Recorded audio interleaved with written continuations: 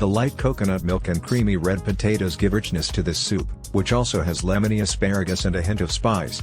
With a dollop of crème fraiche or plain yogurt on top, serve it warm or cold. Ingredients and recipe: 2 teaspoons of unsalted butter, 2 teaspoons of extra virgin olive oil, 1 medium onion, finely diced, ½ teaspoon of salt, curry powder, ½ teaspoon, 1 lemon, juiced and zested, along with 1/4 teaspoon ginger powder, 2 cups of peeled and diced red potatoes, 1 cup of light coconut milk, 2 cups of trimmed asparagus cut into ½ pieces, about 1 bunch, 3 cups of low-sodium chicken broth or vegetable broth, contemporary pepper, 1/4 cup crème fraiche or fat-free sour cream, 1/4 cup finely chopped fresh chives or scallion greens. How to make this soup. First step: melt the oil and butter in a big pot over medium heat. Add onion and 1/4 teaspoon salt and cook, turning constantly, for about 5 minutes, or until golden. Second step: the potatoes, curry powder, ginger, and lemon zest should all be stirred in. Cook for 5 minutes. Stir with broth,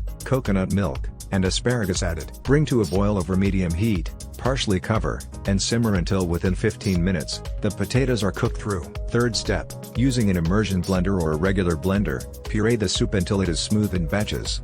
Season with the final 1/4 teaspoon each of salt and black pepper. Final step: before adding the garnish, mix the scallion greens or chives, lemon juice, and crème fraiche or sour cream in a small bowl. I hope you'll make this soup and enjoy it in the cold winter. Thank you for following Afsan Farm's Kitchen. Enjoy your time.